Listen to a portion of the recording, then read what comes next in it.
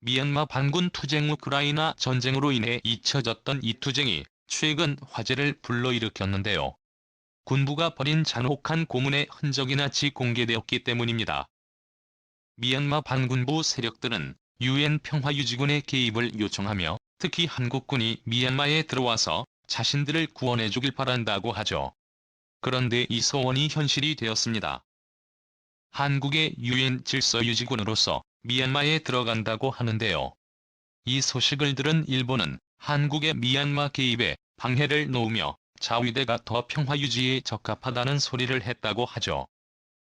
과거와 달라진 한국의 놀라운 위상과 미얀마의 현실에 대해 지금부터 자세하게 설명해 드리겠습니다.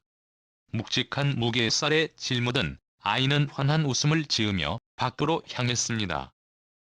그동안 마을에 머물며 가족을 도와주었던 분이 곤경에 처했다는 소식을 듣자 아이는 쌀을 담아 마을 밖으로 나갔는데요. 쌀은 다소 무거웠지만 오랜만에 아저씨의 얼굴을 보게 될 거라 기대한 아이는 그동안 못다한 이야기를 할 생각에 기뻤죠. 아이의 기쁨은 얼마 지나지 않아 사라졌습니다. 그의 앞을 막은 일군의 무리들이 곤봉을 치켜들며 아이를 포위했기 때문이죠. 순식간에 아이는 이들 무리에게 끌려갔습니다. 주변 마을 사람들은 이를 모두 지켜보고 있었지만 저항할 수도 없었습니다. 미얀마에 위치한 만달레이에서 벌어진 일이었습니다. 아이의 이름은 모엘은 잡혀간 아이의 소식을 들은 부모와 형제들은 다급하게 직장에서 집으로 돌아왔지만 사라진 아이를 어디에서도 찾을 수 없었죠. 돌아온 것은 한 달이 지난 직후였습니다. 아이의 손목에는 피멍의 흔적이 눈에 보일 정도로 폭력의 흔적이 가득했죠. 이날 아이를 비롯해 많은 이들이 잡혀갔습니다. 같은 혐의로 잡혀간 곳인데요. 미얀마 군부 저항 세력인 시민방위군을 지원한다는 명목이었습니다. 그들은 어린아이조차도 협력자라는 명목하에 고문을 가했죠. 모든 사실을 기록한 국제시민단체 미얀마 책임 프로젝트는 분노했습니다. 국제사회의 관심이 우크라이나 전쟁에 쏠린 상황에서 미얀마에서 벌어지고 있는 피해는 어느 누구도 관심을 가지지 않았죠. 결국 이들은 현재 군부가 벌이고 있는 만행을 고발하기 위해 미얀마 군부 지도자들을 고문행위로 고발하는 절차를 밟았습니다. 이번 고발은 미얀마에서 벌어진 범죄 행위와 관련해 국제사법당국에 제기된 첫 고발이라는 점에서 시사하는 바가 컸죠.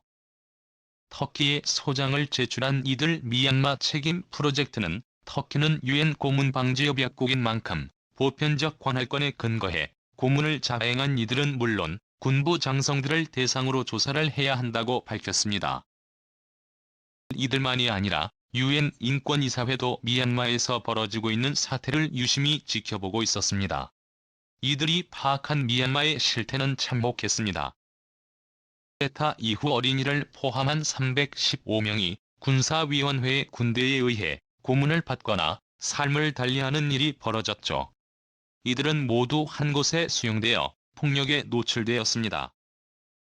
인을 비롯해 정부에 반하는 이들에게 끔찍한 고문의 광고 예치 아이신문센터는 반인권 행위가 자행되는 장소입니다. 반군부 저항을 이끌고 있는 민족주의민주동맹의 지도자 모니와 아웅신도 이 센터에서 구금되었다가 생을 떠는 일도 있을 정도로 이곳은 독재를 증언하는 장소가 되었습니다. 현재 미얀마에서 벌어지는 끔찍한 일은 뿌리 깊은 군부 독재 때문에 벌어진 일이죠. 이 모든 일의 시작은 작년부터 했습니다.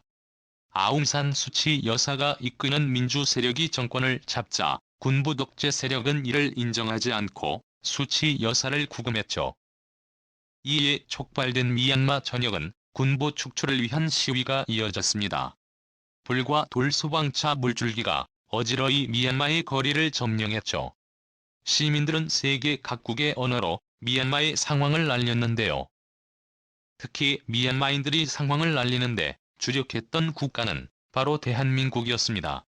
한국어로 미얀마 상황을 알리는가 하면 K-팝을 사용해 민주 시위를 이끄는 일들이 있었죠. 군부 독재를 몰아내고 민주화를 이뤄냈던 국가인 한국은 세계 민주화 역사에 있어서 모범이 되는 국가로 미얀마인들은 한국을 본받아 민주화를 성공하겠다고 밝히기까지 했죠. 한국도 이에 화답하며 민주화 세력의 지지 지원 물자는 물론이고 미얀마 군부 독재 세력을 지지하는 기업에게 경고를 보내 독자적인 제재를 가할 정도로 이들을 물심양면 지원했죠. 하지만 국제적인 협조하에서 이루어졌던 일이었고 한국이 직접 군사를 보내 미얀마 내부 상황을 정리하거나 민주화 세력을 위해 본격적인 운동을 개진했던 것은 아니었는데요. 그러나 미얀마에서 벌어지는 사태가 진정되지 않고 군부의 고문과 학대로 피해를 입는 이들이 늘어나자 유엔에서 한국을 아시아 평화유지군으로 임명 미얀마 사태에 힘을 보탤 것을 제안한 것입니다. 한국은 긍정적인 답변을 보냈죠. 유엔은 평화유지군의 창설에 분쟁지역이나 재난지역에 이들을 파견 혼란한 정세에 도움을 주기 위한 목적으로 지금도 여러 국가에 군대를 보내고 있습니다. 한국 역시 평화유지군의 일원으로 국제사회에 책임을 다하고 있습니다. 과거 전쟁의 폐허를 겪었던 한국은 유엔군의 도움으로 나라를 되찾을 수 있었기에 평화유지군 활동에 적극적으로 참여했습니다. 1951년 유엔 가입 2년 만에 한국은 소말리아의 평화유지군으로 참여하는 성과를 거두었습니다. 상륙수부대가 소말리아에 파견되어 유지 및 재건 활동에 힘을 썼죠. 레바논과 남수단, 수단 등 다양한 곳에서 한국은 현지 주민들의 생활을 돕고 무너진 집을 수리하는 등 평화유지군의 본분을 수행하면서 현지인들과 신뢰를 쌓았습니다. 한국군이 가한 것들은 모두 한국군에 성실하면서 친절한 모습에 매료되었죠. 작년 2011년 기준 한국은 1억 3,600만 달러의 분담금을 지불. 세계 10대 공여국에 해당하는 규모로 평화유지군에 전력을 다하고 있습니다. 총 7개의 부대가 유엔 평화유지군으로 활동하면서 유엔의 성공적인 사례라는 평가를 들었죠. 미얀마 역시 군부 독재로 인해 피해를 입고 있는 상황이었기에 유엔 평화유지군에 보낼 수 있는 상황이었습니다. 미얀마도 평화유지군을 보내 군부의 만행을 단속해주길 바랬죠. 특히 한국군으로 구성된 평화유지군을 미얀마는 원했습니다. 군부 쿠데타 이후로 창설된 연방회의 대표위원회가 이를 강력히 주장했죠. 예이즈는 군부를 대신할 미얀마의 정통 정부라 본인 조직을 칭하며 소수 민족 출신 의사인 사사씨를 유엔 특사로 보냈죠. 그들은 미얀마의 현실을 고발하며 한국군으로 구성된 유엔 평화유지군이 제발 미얀마에 들어와 질서를 바로 잡게 도와줄 것을 요청했습니다. 유엔 안보리의 책임을 꼬집으며 유엔에 가입된 국가인 미얀마는 유엔의 보호를 받을 권리가 있다고 말했죠. 세계 곳곳에서 한국군이 보여준 선의와 화합의 노력은 미얀마인들도 익히 잘 알고 있다며 유엔 평화유지군은 하루라도 빨리 미얀마에 군대를 파견해야 한다고 역설했죠. 불행히도 그의 외침은 허무한 메아리만 남겼습니다. 이후 벌어진 우크라이나 전쟁으로 관심이 넘어가자 유엔에서는 미적지근한 태도를 보이며 미얀마 문제에 대해 소극적인 태도를 보였죠. 한국 역시 군대를 보내 평화유지군으로 임무를 다하고자 했지만 국제사회의 여론도 고려해 소극적일 수밖에 없었죠. 하지만 미얀마는 무기 수출 금지 국제 공동성명에 아시아 국가 최초로 서명하며 미얀마에 대한 책임을 다하고자 노력했습니다. 반기문 전 유엔 사무총장도 유엔 안전보장이사회의 미얀마 유혈 사태를 막기 위한 보호 책임의 원칙을 주장하는데요. 국제사회가 힘을 보태야 한다고 나설 정도였죠. 결국 터키 법원에 들어간 고발이 국제 여론을 움직인 것입니다.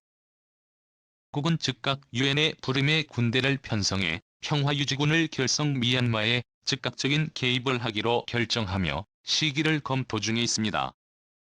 한국의 모습과 달리 일본은 이러한 한국의 태도의 불쾌함을 드러내며 미얀마 평화 유지에 일본 자위대가 더 적합하다는 주장을 내세웠죠. 한국이 미얀마에 개입하는 것을 절대 지켜볼 수 없다는 계산이 있기에 일본 자위대가 유엔에 이름을 달고 미얀마에 들어가겠다는 것이었습니다. 유엔 주재 일본 대사인 이시카네 기미로는 노골적으로 한국 평화유지군이 미얀마에 들어가서 제대로 일을 할 수 없을 것이라고 높여 일본 자위대의 활약을 강조하는 모습을 보였는데요. 하지만 이러한 일본의 모습은 거짓된 태도라고 할 수 있습니다. 무엇보다 일본은 미얀마 군부 세력과 오랜 관계를 유지하며 오히려 미얀마의 반군부 세력과는 거리를 두려고 했기 때문이죠. 미얀마 사태가 벌어졌던 작년 일본 정부의 태도를 보면 알 수 있는데요. 아사히 신문은 일본 방위성이 미얀마 군을 위탁받아 군사 및 교육 훈련을 진행하고 있으며 2011년에도 이들 후보생들이 일본을 방문해 교류했던 사실을 폭로했습니다.